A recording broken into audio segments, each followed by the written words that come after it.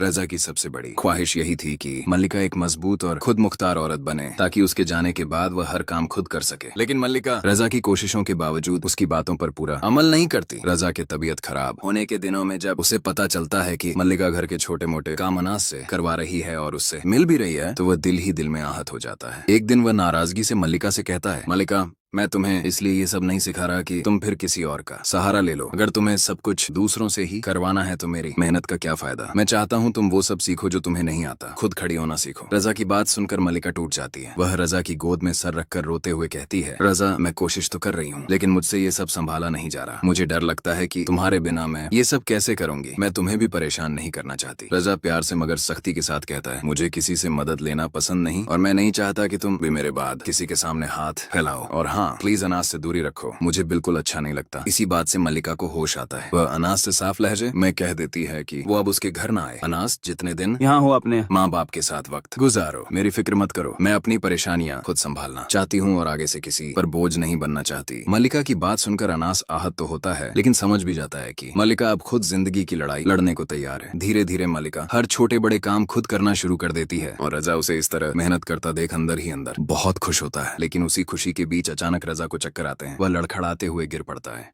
मल्लिका चीखते हुए उसकी तरफ दौड़ती है, रजा, रजा, आंखें खोलो, प्लीज आंखें खोलो, मुझे डरा क्यों रहे हो। उस पल ऐसा लगता है जैसे उनकी जिंदगी का सफर यहीं खत्म होने वाला है और रजा मल्लिका को हमेशा के लिए छोड़ जाएगा। अस्पताल में मल्लिका तड़पते हुए दुआ करती है, खुदाया, रजा को एक मौका दे दो, उसे हमारे पास वापस भेज दो। मैं और हादिया उसके बिना कैसे जिएंगे। शहूद मल्लिका को संभालने की कोशिश करता है, उसे दिलासा देता है कि रजा ठीक हो जाएगा। लेकिन डॉक्टर के लहजे से मल्लिका समझ चुकी होती है कि अब रजा के पास कुछ ही दिन बचे हैं। अब बड़ा सवाल यह है, क्या इस बार वाकई रजा की जिंदगी खत्म होने वाली है? क्या मल्लिका का हाथ सचमुच रजा की जिंदगी से छूटने वाला है? क्या हादिया अपने पिता के बिना रह पाएगी? आपको क्या लगता है, रजा बचेगा या किस्मत ने उसका आखिरी सफा लिख दिया है? अपनी राय जरूर बताइएगा। अल्लाह हाफिज। और रिहान भी यही सब झेल रहा था। कैंसर का पता चलते ही उसने सोचा था कि कम से कम अपनी बेटी हदिया को धीरे धीरे हालात का एहसास करा देगा और सिंगापुर रवाना होने से पहले अपनी बीवी मल्लिका को संभाल लेगा। मगर किस्मत ने तो जैसे उसके एक एक सहारे को छुड़ाने की ठान ली थी। कोर्ट में पेश न होने पर पुलिस अचानक उसे घर से गिरफ्तार कर ले गई। हदिया की चीखें अभी भी मल्लिका के दिल को चीर रही थी। अम्मी, बाबा को क्यों ले गए? मल्लिका ने रोते हुए मसूद भाई को फोन किया, जिन्होंने वकीलों से बात कर बेल की कोशिशें शुरू कर दी। लेकिन रिहान पूरी रात एक अंधेरी कोठरी में बैठा अपनी सांसों का बोझ गिनता रहा। उसकी नजर बार बार एक ही ख्याल पर अटक जाती, मैं तो पहले ही मौत से जूझ रहा हूँ, क्या अब जेल में ही दम तोड़ दूंगा। सुबह होते ही मल्लिका अदालतों के चक्कर लगा रही थी, जबकि हदिया स्कूल जाने से इनकार कर उसके दुपट्टे को पकड़े बैठी रही। वकील ने स्पष्ट कहा कि कोर्ट में केसों का ढेर है, बेल में 2-3 दिन लग सकते हैं। लेकिन तभी खबर आई कि लॉकअप में रिहान अचानक बेहोश हो गया। कैंसर तेजी से फैल चुका था। उसे इमरजेंसी में अस्पताल पहुंचाया गया, पर मल्लिका को अंदर जाने से रोक दिया गया। इसी तनाव के बीच मसूद भाई एक रहस्यमयी शख्स के साथ पहुंचे, जो खुद को सिंगापुर हॉस्पिटल का प्रतिनिधि बता रहा था। उसने दावा किया कि रिहान अभी भी इमरजेंसी वीजा पर बाहर भेजा जा सकता है, अगर बेल मिल जाए तो। मल्लिका को समझ नहीं आया कि यह मदद है या कोई नया धोखा, मगर मसूद भाई का चेहरा बेहद गंभीर था। रात घर लौटकर उसने हदिया को अपने पिता की तस्वीर से लिपट कर सोते देखा तो उसका दिल पिघल गया। जो भी कीमत हो, रिहान को बचाऊंगी, वह बुदबुदाई। अगले दिन बेल मिल गई। अस्पताल के कमरे में रिहान कांपते हाथों से बोला, मल्लिका,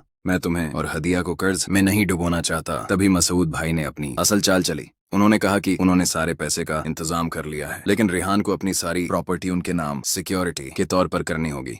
रिहान दंग रह गया। अपने ही भाई ने उसे मजबूर कर दिया था। भारी दिल से उसने दस्तखत की, आंखों में नमकीन नमी ली। सिंगापुर पहुंचने पर हालात और खराब थे। ऑपरेशन के दौरान गंभीर जटिलताएं सामने आई और फिर झटका। डोनर लिवर मैच नहीं कर रहा था। तभी मल्लिका को पता चलता है कि मसूद ने प्रॉपर्टी अपने नाम स्थायी तौर पर ट्रांसफर कर दिया है। उधर हदिया को सच का पता चल जाता है कि उसके बाबा को कैंसर है। वह टूटकर अपनी माँ से नाराज हो जाती है कि उसने सब छुपाया क्यों। सिंगापुर में रिहान का एक पुराना दोस्त सामने आता है, जो मदद की पेशकश करता है, मगर उसकी नीयत साफ नहीं। वह इस मुश्किल वक्त का फायदा उठाना चाहता है। इस बीच मसूद की बीवी सफिया को अपने पति के लालच पर शर्म आने लगती है और वह चोरी छुपे मल्लिका की मदद करना चाहती है। लेकिन मसूद को पता चलते ही घर में तूफान खड़ा हो जाता है और फिर ऑपरेशन थिएटर की बत्ती लाल हो जाती है। डॉक्टर बाहर आकर बताते हैं कि रिहान की जान बचाने के लिए अब किसी करीबी का लिवर ही काम आएगा। क्या मल्लिका अपनी जान जोखिम में डालकर अपना लिवर देगी, या मसूद भाई का असली खतरनाक चेहरा दुनिया के सामने आएगा? और जब हदिया सच्चाई जान चुकी है, उसका अगला कदम क्या है